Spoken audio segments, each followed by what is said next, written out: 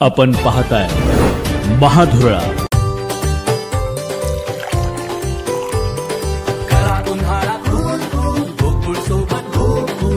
गोकुळ सोबत गोकुल. नमस्कार. महाधुरळा YouTube channel मध्ये मी गुरुबाळ माळी आपल्या सर्वांचं मनापासून स्वागत करतोय. कोल्हापुरातील नांदणी मठातील हत्तीण माधुरी उर्फ महादेवी हत्तीण वनताराला पोचली. त्याला आता जवळजवळ 8 दिवस झाले, पण 8 दिवसानंतरही हत्तीणीचा जो काय संदर्भात आंदोलन सुरू आहे किंवा मागणी वाढत आहे, त्यासाठी विविध पातळीवर प्रयत्न सुरू आहेत. हे सगळं पाहता आता हत्ती गेला आणि शेपूट लांबलं असंच या प्रकरणाकडे आता पाहावं लागेल.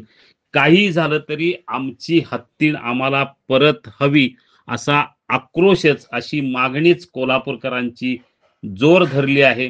त्यासाठी रस्त्यावर ज्या पद्धतीनं ताकद दाखवण्यात आली किंवा राजकीय पातळीवर ज्या पद्धतीनं ताकद दाखवायचा प्रयत्न सुरू आहे, हे सारे पाहून अखेर मुख्यमंत्री देवेंद्र फडणवीस यांनी मंगळवारी व्यापक बैठक बोलण्यात आलेली आहे.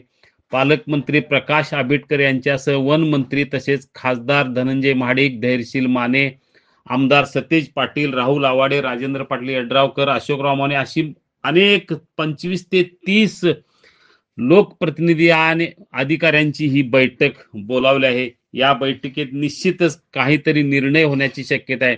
मुळात न्यायालयाच्या आदेशानुसारच या महादेवी हत्तीणीला वनतारामध्ये पाठवण्यात आलेला आहे. त्यामुळं तिला जर परत आणायचं असेल तर पुन्हा एकदा न्यायालयाचेच दरवाजे ठोठावे लागतील किंवा राष्ट्रपतींच्याकडे जावं लागेल. जनभावना अतिशय तीव्र आहेत. त्यामुळे मुख्यमंत्री या जनभावनेचा आदर करत निश्चितपणे न्यायालयात जाण्याबाबत निर्णय घेऊ शकतात. प्रतिज्ञापत्र दाखल करण्यासंदर्भात ही यावेळी चर्चा होऊ शकते. त्यामुळे जनभावनेचा विचार करून मुख्यमंत्री काय निर्णय घेणार याची प्रचंड उत्सुकता आहे. मुख्यमंत्र्यांनीच यापूर्वी स्पष्ट केलेलं आहे की हा न्यायालयाचा निर्णय आहे. न्यायालयाने निर्णय दिल्यामुळं महादेवीला वनतारामध्ये पाठवण्यात आलेलं आहे. त्यामुळे आता परत आणण्यासाठी काय करावं लागेल या संदर्भात या बैठकीत चर्चा होईल, हे नक्की आहे. हे सगळे एकीकडे सुरू असताना दुसरीकडे वनतारानं सुद्धा काही खुलासे विविध पातळ्यावर करण्यास सुरुवात केलेली आहे. वनताराच्या विविध अधिकाऱ्यांनी आणि इतरांनी या संदर्भात काही खुलासे सुरू केलेले आहेत, ज्यामुळे त्यांचं असं म्हणणं आहे की मुळात महादेवी हिला आम्ही नेलेलं नाही, न्यायालयाच्या आदेशानुसार तिथं पाठवण्यात आलेलं आहे. या प्रक्रियेत कोणतीही आमच्याकडून स्वयंस्फूर्त भूमिका घेतली नव्हती. हा निर्णय पूर्णपणे न्यायालयीन असून ते फक्त आपण पालन करते आहोत. महादेवी वनतारामध्ये आल्यानंतर तिला जलचिकित्सा, फिजिओथेरपी, रेडिओलॉजिकल तपासण्या, संतुलित आहार आणि साखळदंड विरहित निवास या साऱ्या गोष्टी उपलब्ध करून देण्यात आलेल्या आहेत. इतर हत्तीसोबत मिसळण्याची संधी दिली जात आहे. या सर्व उपायामुळे तिची मानसिक अवस्था आणि तिचे चलनवलन सुधारत असल्याचे त्यांनी स्पष्ट केले आहे. वनतारा हे 3,500 एकर क्षेत्रावर पसरलेले केंद्र असून येथे पर्यटकांना प्रवेश नाही. येथे प्राण्यांना नैसर्गिक आणि शांत वातावरणात पुनर्वसन दिले जाते. महादेवीच्या कोल्हापूरला पुन्हा रवानगी करण्यासंदर्भात अद्याप कोणताही आदेश नाही.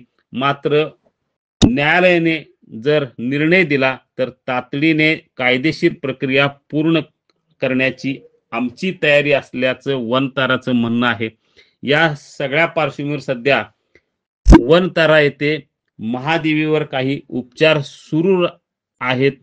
तिच्या पायामध्ये गँग्रीन, सांधेदुखी, वाढलेली नखं आदी त्रास होते. त्यामुळं त्याचे उपचार सध्या तिथे सुरू आहेत. त्याची देखभाल नीटपणे घेतली जात असल्याचं वनताराचं म्हणणं आहे. या सगळ्या पार्श्वभूमीवर वनतारानं आपली भूमिका स्पष्ट केलेली आहे. आम्ही महादेवीला नेलेलं नाही, न्यायालयाच्या निकालानुसार न्यायालयानं त्याला पाठवलेलं आहे, ही त्यांची भूमिका आहे.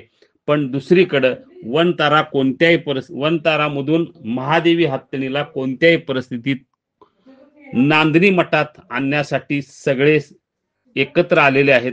त्यामुळे आता मुख्यमंत्र्यांनी घेतलेला बैठकीचा निर्णय आणि या बैठकीत काय निर्णय होणार याची प्रचंड उत्सुकता आहे.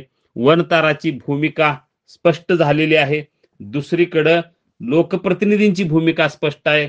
कोल्हापुरातल्या नागरिकांची भूमिका स्पष्ट आहे.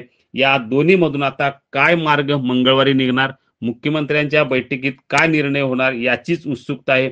कदाचित न्यायालयाचे दरवाजे ठोठावण्याचा निर्णय राज्य सरकार घेण्याची चिन्हे आहेत. पाहूया या बैठकीत काय होणार. धन्यवाद.